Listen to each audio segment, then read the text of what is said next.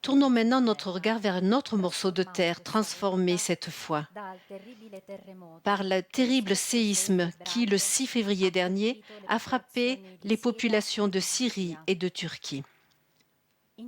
En Turquie, le tremblement de terre a touché plus de 13 millions de personnes.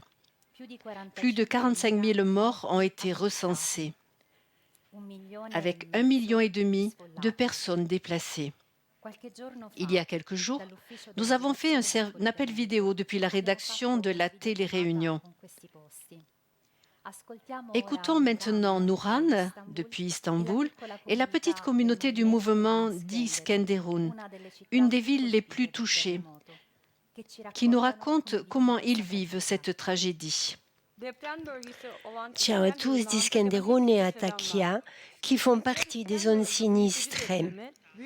À Iskenderun, nous avons vécu avec effroi ce séisme dévastateur et très rapidement, nous avons constaté que la cathédrale où nous étions réfugiés était presque entièrement détruite. Cela a été un grand choc pour nous.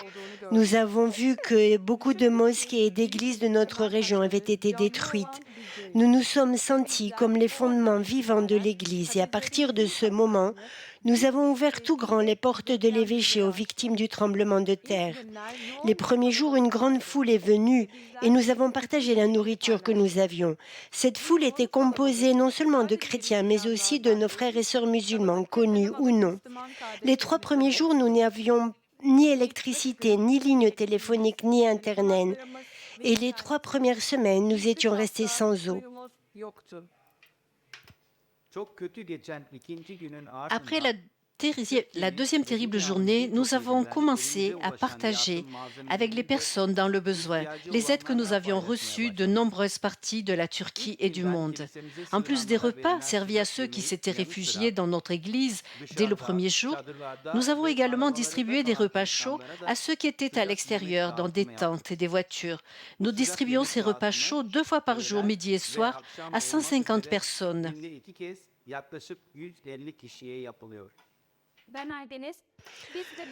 Nous avons été nous aussi victimes de ce séisme. Nous avons nous aussi vécu cette catastrophe.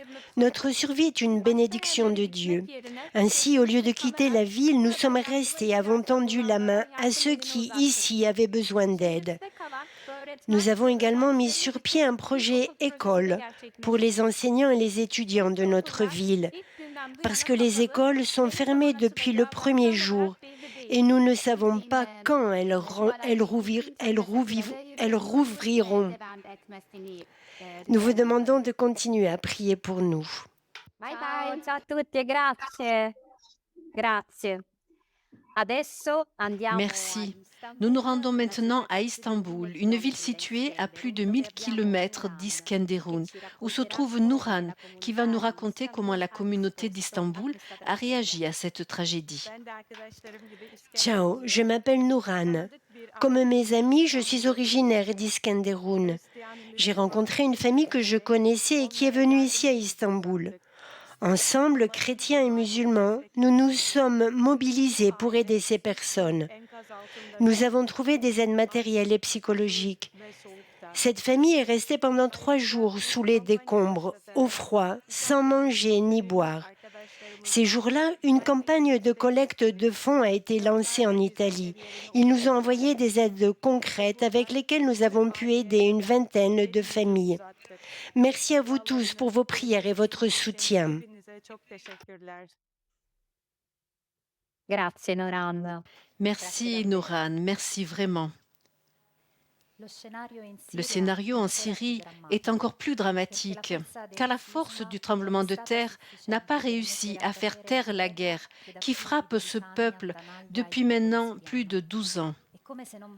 Et comme si cela ne suffisait pas, l'embargo international a rendu l'accès à l'aide humanitaire encore plus compliqué. Mais laissons-le raconter à Marie Malouf de la communauté des Focolari d'Alep. Ciao Marie, tu es brésilienne et tu vis à Alep depuis 2 ans. Comment cela a été pour toi et pour la ville d'Alep de se réveiller au lendemain du 6 février ? Bonjour à tous. Oui, comme tu l'as dit, le tremblement de terre est survenu en plein milieu de ce terrible scénario. Et la première question que nous nous sommes posée était pourquoi? Pourquoi de nouveau la Syrie? En écoutant ensuite la souffrance des personnes, la question qui revenait souvent était pourquoi Dieu nous a-t-il abandonnés? Il nous semblait vraiment être arrivé à la limite de l'endurance. Dans une telle situation, Marie, peut-on trouver la force et le courage de repartir? Oui, j'ai vu que c'était possible, parce qu'après ce premier moment de grande détresse, on peut dire qu'il y a eu des miracles.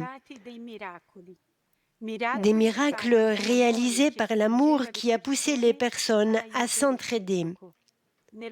Le jour même du tremblement de terre, les églises, les mosquées, les écoles ont ouvert leurs portes pour accueillir les personnes. Les voisins ont commencé à s'entraider.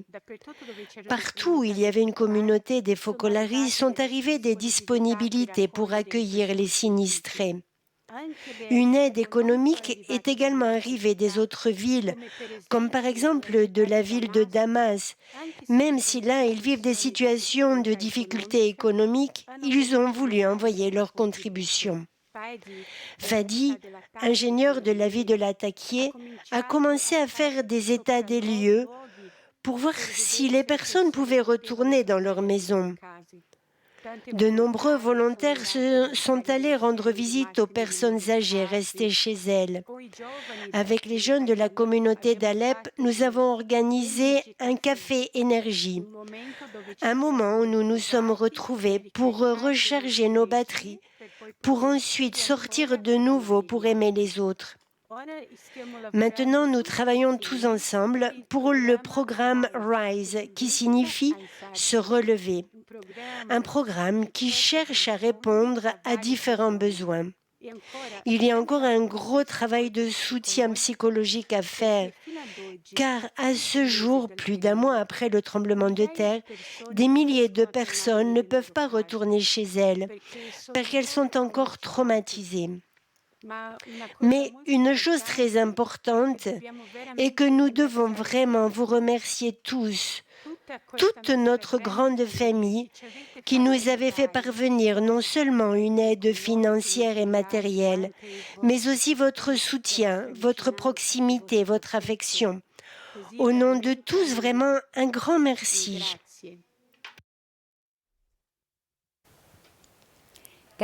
Merci Marie. Nous sommes proches de vous par le cœur et nous cherchons aussi à le faire concrètement. Pour ceux qui le souhaiteraient, il est encore possible de contribuer à la collecte de fonds lancée par la coordination urgence du mouvement des Focolari par l'intermédiaire des associations sans but lucratif, Action pour un monde uni et Action Famille Nouvelle. À ce jour, 370 000 € ont été récoltés.